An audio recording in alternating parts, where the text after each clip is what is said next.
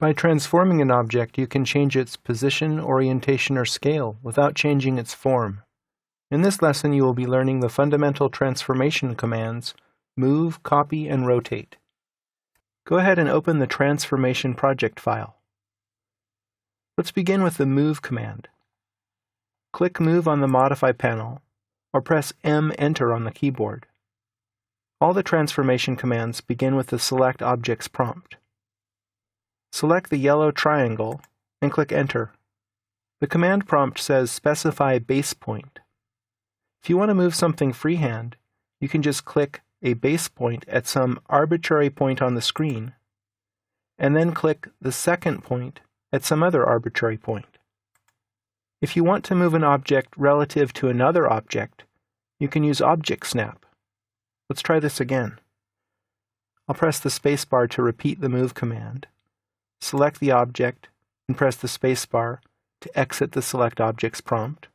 Then I'll go up here and snap to the center of this circle. And then I'll snap to the center of this other circle. So I've moved the yellow triangle a distance and an angle that's encoded here in the position of these two circles. Of course, another way you can move objects is using a measurement. I'll move the previous object. I'll type P, Enter, press Enter again, and then I'll click some arbitrary point.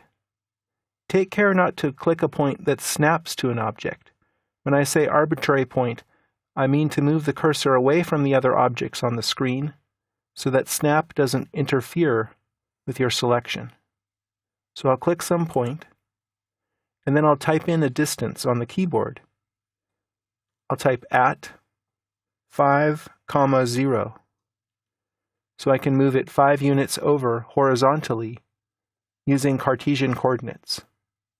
You can also use the polar system if you prefer. Let's try this again. Move this object, Enter, click a point, and then type at 5, angle -45, Enter. So I've moved it 5 units down at an angle of -45. The copy command is the same as the move command, with the difference that it leaves a copy of the original behind. Click Copy, select the yellow triangle, press Enter, click a base point, and then type at 5, angle 135, Enter. Notice that the copy command can continue. I could continue copying objects by clicking points if I wanted to copy things freehand.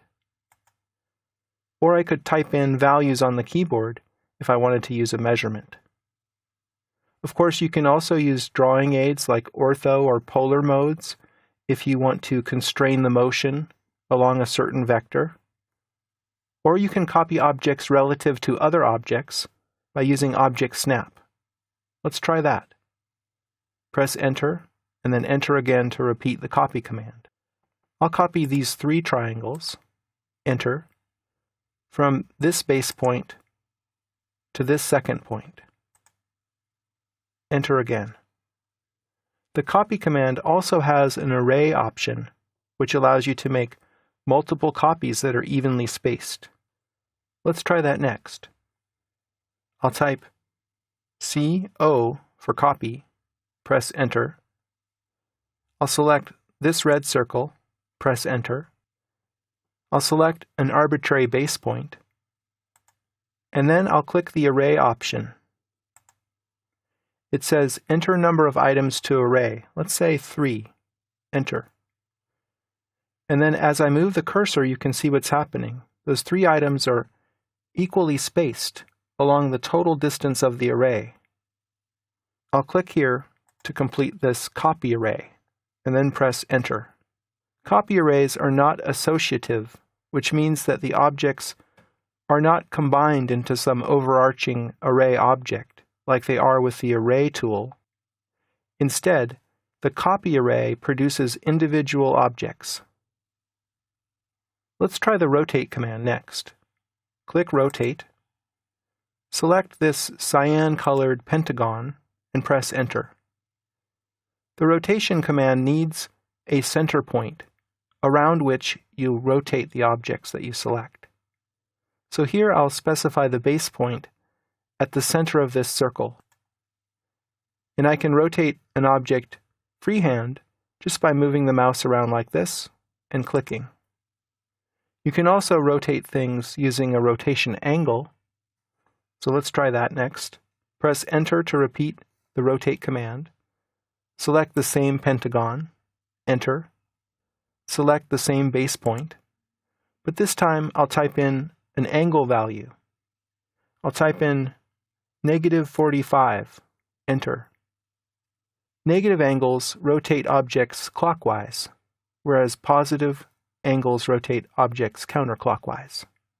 You can also rotate objects relative to other objects. To see this, let's move the pentagon so that one of its vertices is coincident with one of the vertices here on this hexagon. I'll move the pentagon, Enter, from this vertex to this vertex. I'm using running endpoint object snap to make this easier. Then I'll use Rotate, select the pentagon, Enter, click this as the base point of the rotation, and I don't know the angle that I want to rotate it. Let's say I want to get it down about like that. I don't know the number, but I don't need to. I can click the reference option and then specify the reference angle interactively. Let me zoom in here so you can see this a little more closely. The reference angle will be determined by clicking these 2 points here and here. You see, now I have the pentagon attached to the rubber band, which I can move with my cursor. The new angle will be snapped right here. So I've precisely rotated it to be parallel to this edge using the reference option. In summary, you now know how to transform objects freehand with measurements or with snap relative to other objects. With practice, you should be able to move, copy, and rotate objects to suit any situation.